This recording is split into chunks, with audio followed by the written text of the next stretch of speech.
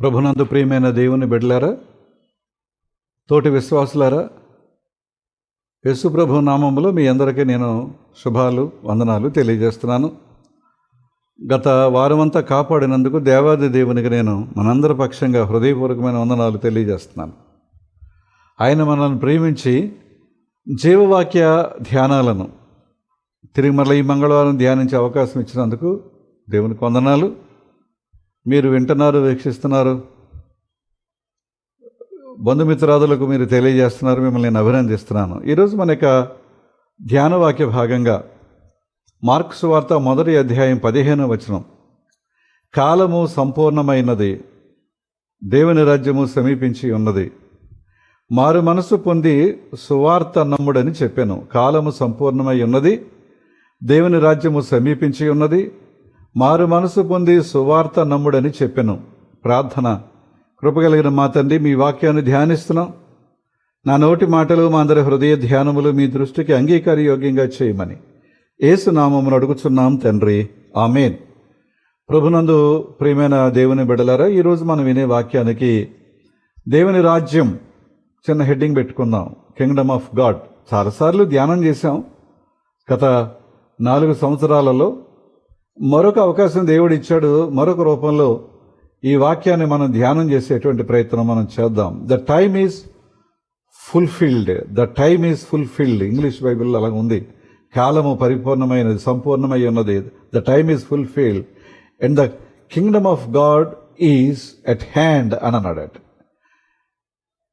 దేవుని రాజ్యము సమీపించి ఉన్నది అనే మాటనే the Kingdom of God is at hand అని అన్నాడు. దాని గురించి ముందుకెళ్ళి మాట్లాడదాం. పాత నిబంధన గ్రంథాన్ని మనం పరిశీలన చేసినప్పుడు దేవుని రాజ్యాన్ని గూర్చిన ప్రవచనాలు చాలా ఉన్నాయి, కానీ ప్రజలకు వాటిని గూర్చినటువంటి అవగాహన లేదు. సూచనలు ఉన్నాయి. ప్రవక్తలు చాలా ఇలాగ దేవుని రాజ్యం ఇలాగ వచ్చినప్పుడు ఇలా జరుగుతుందని వారు కొన్ని సూచనలు చూపించారు, గుర్తించలేకపోతున్నారు. అందుచేత ప్రభువు ఈ మాటలు పలకాల్సి వచ్చింది. ఒకవేళ నిజంగా ప్రవచనాలు మనం చదువుతున్నప్పుడు అవగాహన చేసుకుంటే, సూచనలు కనుక మనం గుర్తించగలిగితే ఈ మాటలు ప్రభువు చెప్పాల్సిన పని లేదు. కానీ వాటి గురించినటువంటి అవగాహన లేదు, పరిశీలన లేదు, నమ్మకం లేదు. చదువుతున్నాం అంతవరకే. ఎలా ఉంటుందంటే, పిల్లలు చదువుతూ ఉంటారు, ఆ దృష్టి అంతా పరీక్షల మీదే ఉంటుంది. ఆ పరీక్షల్లో పాస్ అవ్వడానికి కావాల్సిన మార్కులు తెచ్చుకునే ప్రయత్నం ఆ స్టడీ మీద ఉంటుంది, అంతే, అంతవరకే. అదే క్లాసులో 30-40 మంది ఉంటే అందులో ఒక 2-3 సబ్జెక్ట్ మీద కాన్సన్ట్రేషన్ పెడతారు. పరీక్షల గురించి వాళ్ళు ఆలోచన చేయరు. నేను చదువుతున్న సబ్జెక్ట్ ఏంటి, ఏం చెప్తుంది, అది నాకు భవిష్యత్తులో ఎలా ఉపయోగపడుతుంది అనే సబ్జెక్ట్ని తెలుసుకునే ప్రయత్నం చేస్తారు. సబ్జెక్టు తెలిసిన వాడు ఇంటర్వ్యూలో నెగ్గుతాడు, వాడికి ఉద్యోగం వస్తుంది. పరీక్షల కోసం చదివి మార్కులు తెచ్చుకుని పాస్ అయిన వాడికి ఉద్యోగం రావటం కొంచెం కష్టం అవుతుంది. ఇది కూడా అంతే. నేను చెప్పింది అవునా కాదా అని కొంచెం మీరు ఆలోచన చేయండి. వాళ్ళు ఏం ఆలోచన చేస్తున్నారు? దేవుని రాజ్యం వస్తుంది, ఆయన చెప్పారు వస్తుందని, వీళ్ళు కూడా వస్తుంది అనుకున్నారు. కానీ వాళ్ళు ఆలోచన చేసేది ఫిజికల్ రాజ్యం, భౌతిక సంబంధమైన రాజ్యాన్ని గురించి ఆలోచన చేస్తున్నారు. రోమా ప్రభుత్వం జరుగుతుంది. వీళ్ళ రోమా ప్రభుత్వంలో వీళ్ళు ఒక రకంగా బానిసల కిందే ఉన్నారు, ఆ ప్రభుత్వపు అజమాయిషీలో ఉన్నారు. కనుక రోమా ప్రభుత్వం పోతుంది. అందుకోసం దేవుని యొక్క రాజ్యాన్ని వారు కనిపెడుతూ ఉన్నారు. యుద్ధం జరుగుద్ది, యుద్ధంలో విజయం సంపాదిస్తాం. ఎప్పుడైతే విజయం వస్తుందో మేమందరం మంచి మంచి పోస్టుల్లో ఉంటాం. ఒక ప్రమోషన్, ఇప్పుడున్న స్థితి కంటే ఒక మంచి స్థితికి మేము ఒక ప్రమోషన్లో వెళ్ళినట్టుగా వెళ్తాం.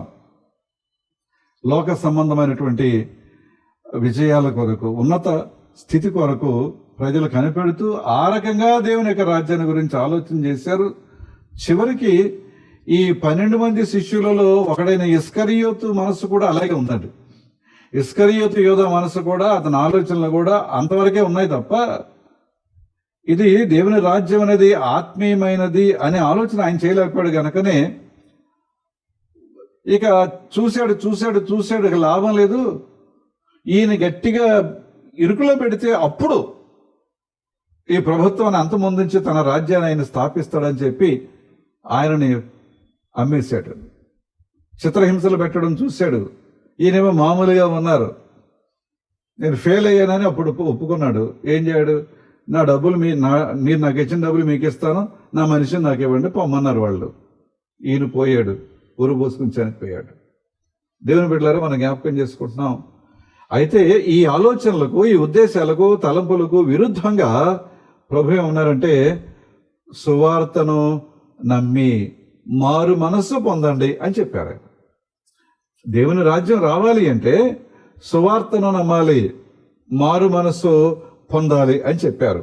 ఏమంటే ధర్మశాస్త్రం కానీ క్రీస్తు యొక్క బోధలను అతిక్రమించి దోషులైన పరిస్థితుల్లో ఆయన మారు మనస్సు అనే మాట ఆయన వాడుతున్నారు. కనుక దేవునిలో మారు మనస్సు, క్రీస్తునందు విశ్వాసం, ఈ రెండు మనం కలిగి ఉంటే దేవుని రాజ్యాన్ని మనం చూడగలుగుతాం, అనుభవించగలుగుతాం. అందుకనే మత్తయి సువార్త 13వ అధ్యాయం 19వ వచనంలో, ఎవడైనాను రాజ్యమును గూర్చిన వాక్యము వినియు గ్రహింపకయు ఉండగా దుష్టుడు వచ్చి వాని హృదయములో విత్తబడిన దానిని ఎత్తుకొని పోవును. త్రోవ ప్రక్కన విత్తబడిన వాడు వీడే. విన్నారండి? దేవుని వాక్యం మనం అందరం వింటున్నామండి. మన సంఘాల్లో వింటున్నాం, ఆలయాల్లో వింటున్నాం, పబ్లిక్ మీటింగ్స్లో వింటున్నాం. అది వినడం వరకే చాలా ఆసక్తిగా, ఉత్సాహంగా, ఉద్రేకంతో వెళతాం. అక్కడ కొన్ని తీర్మానాలు చేసుకుంటాం.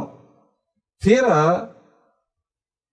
ఆ 3 రోజులు మీటింగ్ అయిన తర్వాత, ఆదివారం ఆరాధన అయిన తర్వాత, ఇంటికి వచ్చిన తర్వాత మళ్ళీ మామూలు అయిపోతాం. అంతే.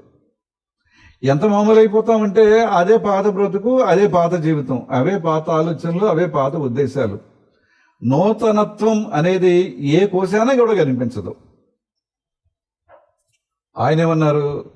మీరు క్షయబీజము నుండి కాక, పేతురు రాసిన మొదటి పత్రిక 23వ అధ్యాయం చివరి భాగంలో చెప్తాడు, మీరు క్షయబీజము నుండి కాక శాశ్వతమగు జీవమగల దేవుని వాక్యము మూలముగా అక్షయ బీజము నుండి పుట్టింపబడిన వారు. మీరు మామూలుగా పుట్టాను అనుకుంటున్నారా? కాదు. మీరు ఎప్పటికీ నాశనం కాని స్థితి కొరకు మీరు పుట్టించబడ్డారు. నాశనం కాని బ్రతుకు కొరకు మీరు ఈ లోకంలో ఉన్నారు. అంతే తప్ప మీ ఆలోచనలు, మీ ఉద్దేశాలు, మీ విధానాల్లో మీరుంటే నాశనం అయ్యే పరిస్థితికి వెళతారు. కానీ నా ఉద్దేశం అది కాదు. మిమ్మల్ని ఈ లోకంలో జన్మించడం, కొనసాగటం అనేది నేను ఎందుకు చేశానంటే, ఒక శాశ్వతమైన దానిని మీరు సంపాదించడం, ఒక శాశ్వతమైన దానిని పొందడం, ఒక శాశ్వతమైన దానిని అనుభవించడం, ఒక శాశ్వతమైన దానిని స్వతంత్రించుకోవడం కోసం చేశాను. కానీ మీరు తాత్కాలికమైన వాటి మీద మనసు పెడుతున్నారు.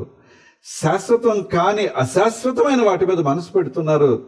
బ్రతుకులు మార్చుకోండి. అదే మారు మనసు అంటే. ప్రభు చెప్పే మాట అదేనండి. ఏమండి?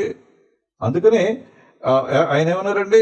త్రోవ ప్రక్కన విత్తబడిన వాడు ఇలాంటి వాడే అని ఆయన నొక్కి చెప్పాల్సి వచ్చింది.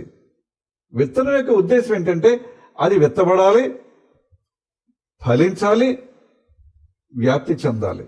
మీరు గమనించండి, ఒక విత్తనాన్ని నాటితే అది ఫలిస్తుంది, చాలా ఫలాలు ఇస్తుంది, అనుభవిస్తాం. కానీ ఒక విత్తనం మళ్ళా నెక్స్ట్ ఇయర్ అనేక మొక్కలకు కారణం అవుతుంది. లేకపోతే ఒక కాయ అనేకమైనటువంటి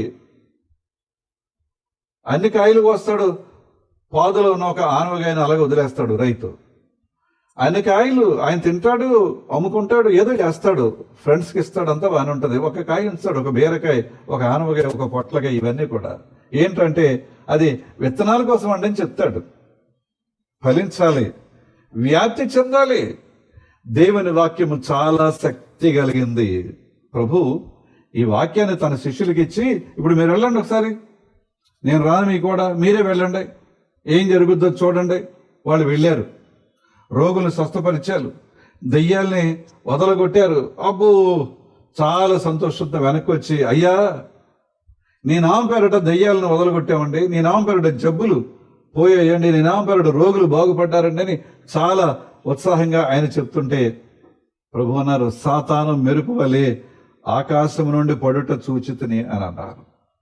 అంటే ఎక్కడైతే దేవుని వాక్యానికి విలువ గౌరవం ఉంటుందో అక్కడ సాతానుడు ఉండడు. అక్కడి నుంచి వాడు పలాయనం చెందుతాడు, అక్కడి నుంచి వాడు పారిపోతాడు. వాళ్ళు బయటకు వెళ్ళిన వారు యేసు నామములో దయ్యాలను వదలగొట్టామని చెప్పారు. అయ్యా నీ నామం పేరట మేము రోగులు బాగు చేశామని చెప్పారు. ప్రభు అన్నారు, బలా మంచి పని చేశారు, కంటిన్యూ చేయండి అనడానికి ముందుగా ఆయన అన్నమాట ఏంటంటే సాతానుడు మెరుపు వలె పడుట చూచితని. ప్రియమైన వాళ్ళారా, ఎప్పుడైతే దేవునిలో ఉంటామో మన జీవితాలు దేవుని రాజ్య ఉద్దేశం కొరకు, ఏ ఉద్దేశం కొరకు అయితే ఆయన మనల్ని చేశారో ఆ ప్రకారంగా మనం ఉంటామో సాతానుడు ఉండడు. వాడు పడిపోతాడు, పారిపోతాడు. ఇది మనం ఎప్పటికీ కూడా మర్చిపోవడానికి వీల్లేదు. అందుకనే ఎఫెసు పత్రిక 6:12 ఎంతమంది ఉన్నారండి? ప్రధానులు, అధికారులు, అంధకార సంబంధులైన లోకనాథులు వీళ్ళందరూ కూడా ఓడిపోతారని చెప్పాడు ఆయన ఎఫెసి 6:12. ఏమండి, ఇప్పుడు ఒకసారి మనం మళ్ళా దేవుని రాజ్యం అనే దానికి గుర్తులు ఏంటంటే దయ్యాలు పారిపోతాయి, స్వస్థతలు జరుగుతాయి. దయ్యాలు పారిపోతాయి, స్వస్థతలు జరుగుతాయి. ప్రియమైన వాళ్ళరా, ఎన్నిసార్లు ప్రభు మనల్ని స్వస్థపరుస్తున్నారండి? ఎన్నిసార్లు మనలను అపవాది శోధనలో నుంచి ఆయన దూరపరుస్తున్నాడండి? మరి ఇదంతా దేవుని రాజ్య శక్తి కదా, దేవుని రాజ్య మహిమ కదా, దేవుని రాజ్యం స్థాపించబడటం అని కలిగేటువంటి మేలు కదా. దీన్ని మనం గుర్తించట్లేదు.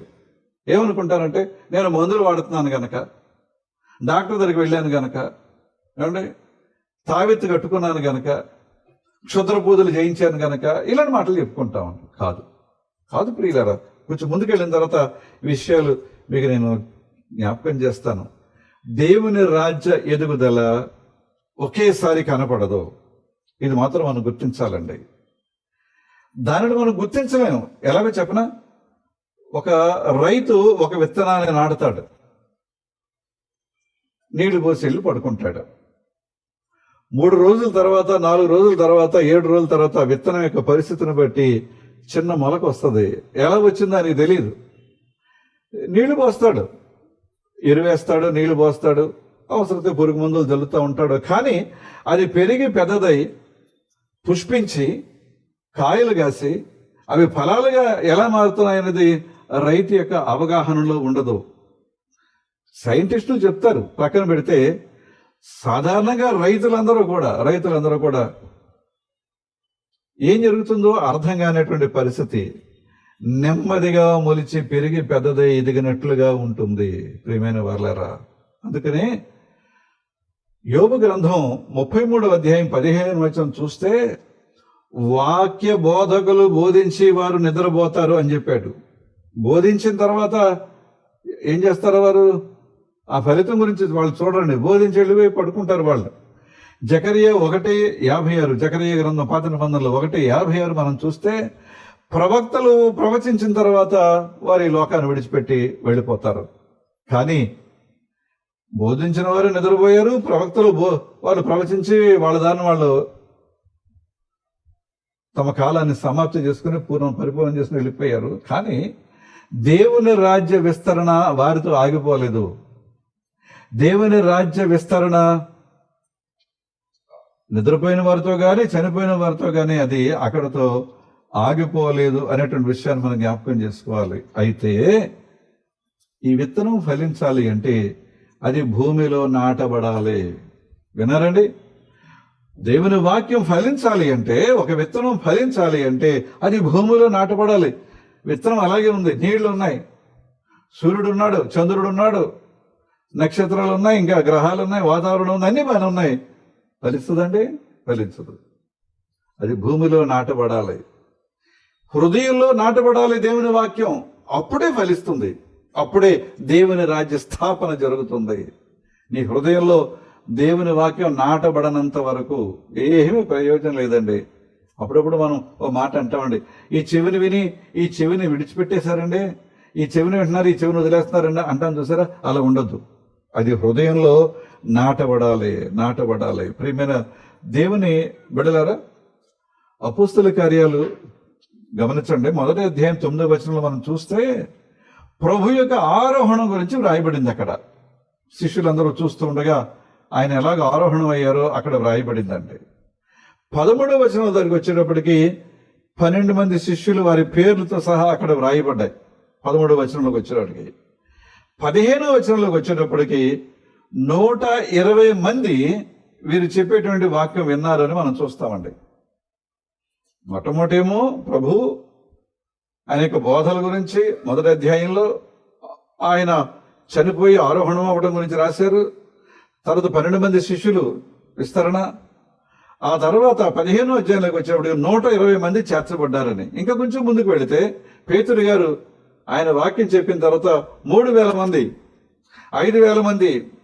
మీకు అర్థమవుతుందండి దేవుని రాజ్య యొక్క వ్యాప్తి విస్తరణ ఎంత అద్భుతంగా ఉంటుందో అనేది. ఏమండి, అందుకని లోకసువార్త 14వ అధ్యాయం 12 నుంచి 15 వచనాలు చదువుతుంటే 15 వచనాలు ఏముంటుందంటే దేవుని రాజ్యంలో భోజనము చేయువారు ధన్యులు అని రాస్తుందండి. దేవుని రాజ్యంలో భోజనం చేయువారు ధన్యులు. ఎలాగా? దేవుని రాజ్యంలో భోజనం చేయవారు ధన్యులు కరెక్టే. ఎలాగా? ఎలా చేయగలుగుతావు? ఇక్కడ నీ భోజనం లేని వారికి నువ్వు పెట్టగలిగినప్పుడు, ఇక్కడ నీ భోజనం లేని వారికి నువ్వు ఇవ్వగలిగినప్పుడు, ఇక్కడ నీ వస్త్రం లేని వారికి ఇవ్వగలిగినప్పుడు, ఇక్కడ నీ ఇంట్లో కొంతమందికి నువ్వు ఆశ్రయం చూపగలిగినప్పుడు మాత్రమే దేవుని యొక్క రాజ్యపు ఆశీర్వాదాల గురించి క్లుప్తంగా ఒక మాట జ్ఞాపకం చేస్తే మంచిదని నేను అనుకుంటున్నాను. అక్కడ ఉన్నవారు ధన్యులు. ఇక్కడ ఎవరైతే ఆయన శరీర రక్తాలు పాలు పంపులు పొందుతారో అక్కడ వారు ఆయనతో కలిసి పాలు పంపులు పొందుతారు.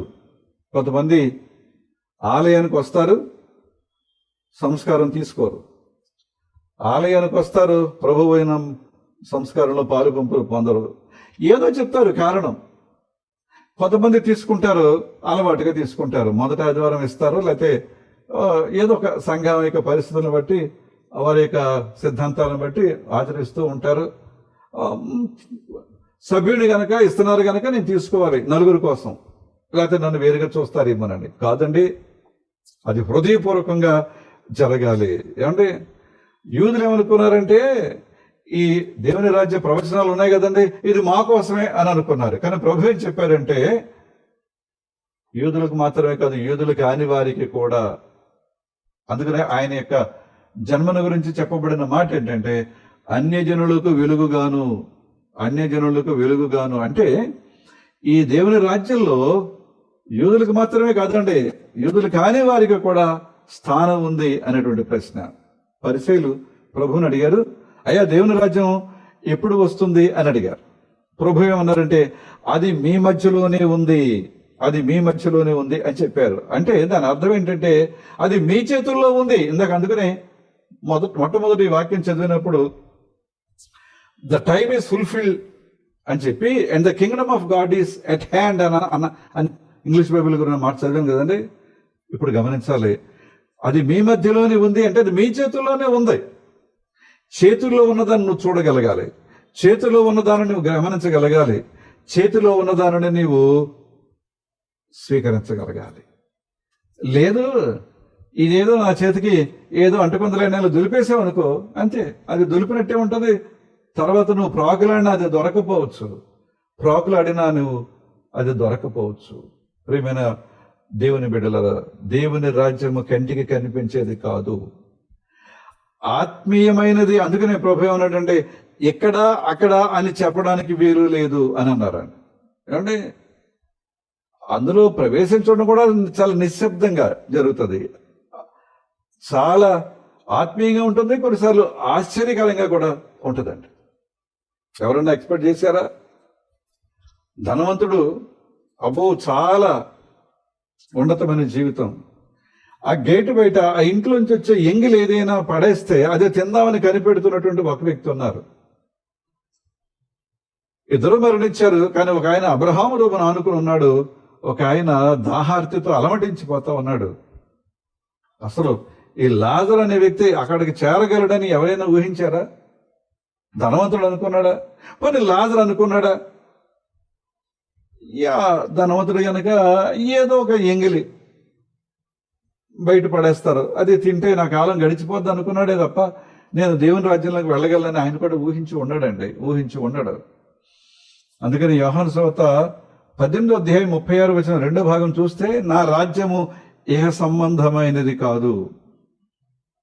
ప్రియమైన దేవుని బిడ్డలారా, దేవుని రాజ్యం మనతో ఉంటే బాహ్యపరమైన మన రూపం మారదు, కానీ ఆంతర్యం మారుతుంది, హృదయం మారుద్ది. ఫిజికల్గా ఏమీ మార్పు ఉండదండి, అదే దొరైరాజు, అదే వ్యక్తి. కానీ ఆత్మీయమైనటువంటి మార్పు ప్రజలు చూడగలుగుతారు. మనకు కూడా చాలా ఆశ్చర్యంగా ఉంటుంది, ఏంటి ఒకప్పుడు అలా బ్రతికాను, ఇప్పుడు నేను ఎలా బ్రతకగలుగుతున్నాను, అసలు వాటి గురించి నేను ఎందుకు ఆలోచన చేయట్లేదు, వాటిని చూస్తే ఇప్పుడు నాకు ఎందుకు అసహ్యం వేస్తుంది అని నేను కూడా అనుకుంటాను. మీరు కూడా అనుకోవాలి. అది దేవుని రాజ్య ప్రభావం అలా ఉంటుంది అనే విషయాన్ని. అయితే అది అనుభవించాలి అంటే లోకాసు వార్త 17:25 ప్రభు చెప్పిన మాట ఏంటంటే, అయితే ముందుగా అనేక హింసలు పొందాలి, ఈ తరము వారి చేత ఉపేక్షించబడాలి.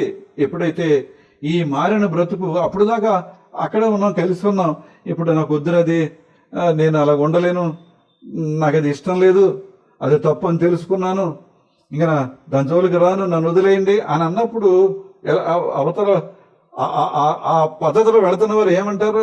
చాలా సూటిపోటు మాటలు అంటారు, హేళన చేస్తారు, గేళి చేస్తారు, రెచ్చగొడతారు కదండి. అందుకని ఆయన ఏమన్నాడంటే, అనేక హింసలు మీరు పొందగలిగిన పరిస్థితి ఉండాలి. తర్వాత ఈ తరము వారి చేత మీరు ఉపేక్షించబడతారు, సిద్ధపడాలి. ఇవన్నీ పడడానికి జనులు మిమ్మల్ని నిందించి హింసించి అబద్ధముగా మీ మీద చెడ్డ మాటలు ఎలా పలుకున్నప్పుడు మీరు ధన్యులు, దేవుని రాజ్యం వారిది అని చెప్పారు కదండి మత్తయి సువార్త 5వ అధ్యాయంలో. ఇది మనం మర్చిపోవడానికి వీల్లేదు. అందుకని మార్కు సువార్త 10వ అధ్యాయం 17 నుంచి మనం గమనిస్తే, ఆస్తి గలవారు దేవుని రాజ్యంలో ప్రవేశించడం దుర్లభము.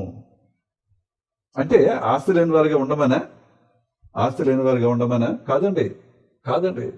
యోబు గ్రంథంలో 31వ అధ్యాయం 24వ వచనం చూస్తే, సువర్ణము నాకు ఆధారము అనుకుని ఎడల, సువర్ణం అంటే బంగారం కదండి, సువర్ణము నాకు ఆధారం అని అనుకుని ఎడల, నా ఆశ్రయము నీవే అని మేలిమి బంగారముతో నేను చెప్పిన ఎడల.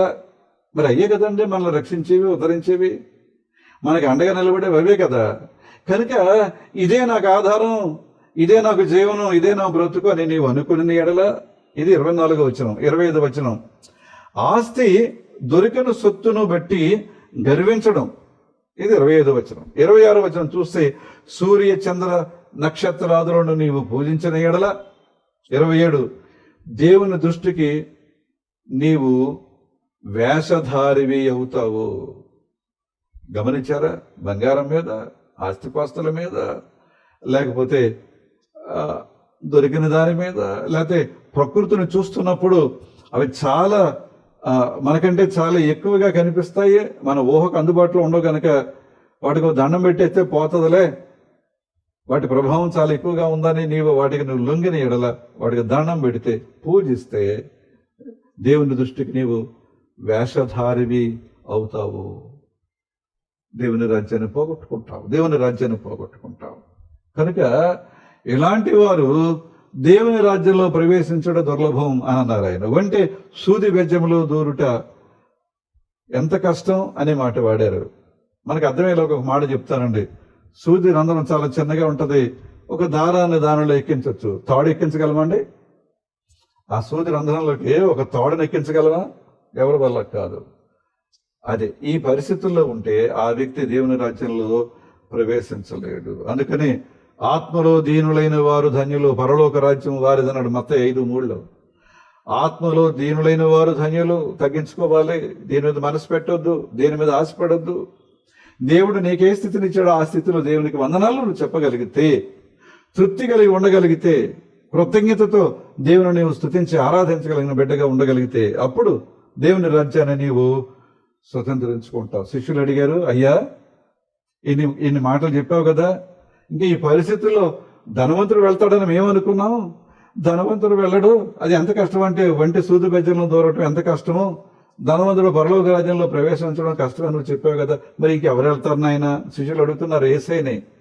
ప్రభువు చెప్పారు, ఇది మనుషులకు అసాధ్యమే కానీ దేవునికి సాధ్యం అని అన్నారు. విన్నారండి? మనుషులకు అసాధ్యం కానీ దేవునికి సాధ్యం. కనుక దేవునికి సాధ్యమైన దానిని మనం సాధించాలంటే మనం దేవుని బిడ్డలుగా ఉండాలి, దేవుని అనుచరులుగా ఉండాలి, ఆయన ఆజ్ఞలు పాటించే బిడ్డలుగా. ఆయన ఏ ఉపదేశం అయితే చేశారో ఆ ఉపదేశాన్ని మన శిరస్సు మీద పెట్టుకుని ఆరాధించగలిగే బిడ్డలుగా ఉండటం మనం నేర్చుకోగలిగితే, కనుక ప్రియమైన వాళ్ళరా, క్రీస్తును వెంబడిస్తే, విశ్వాసులుగా ఉంటే బిడ్డలం అవుతాం, దత్తపుత్రులు అవుతాం, వారసులం అవుతాం. దేవుని రాజ్య ప్రవేశం సుసాధ్యం. ప్రార్థన చేసుకుందాం. కృపగలిగిన మా తండ్రి, మమ్మల్ని ప్రేమించారు. ఈ మంగళవారం నాడు ఈ వాక్యాన్ని వినే ధన్యత మాకు ఇచ్చారు తండ్రి, నీకు వందనాలు. నేను దేవుని రాజ్యపు విశేషం, విశిష్టత, దానికి మేము ఎలాగ ఉండాలి, ఎలాంటి అర్హత మేము సంపాదించాలి, ఎలా ఉండకపోతే పోగొట్టుకుంటాం, ఎలా ఉంటే సంపాదించగలుగుతాం అనే విషయం మీద కొంచెం జ్ఞానం చేయడానికి మీరు చూపిన కృప కొరకే వందనాలు. వింటున్న, వీక్షిస్తున్న మా ప్రియులు, వారి కుటుంబాలన్నింటినీ కూడా దీవించండి తండ్రి. వారు చేస్తున్న ప్రతి పనిలో తోడుగా నడిపించండి. ఆ పని నీతిగా, నిజాయితీగా చేసినప్పుడు నీ ఆశీర్వాదాలు, దీవులు తప్పకుండా వారు కుటుంబాలు అనుభవిస్తారు నాయన. బిడ్డలకు చదువులో తోడుగా నడిపించండి.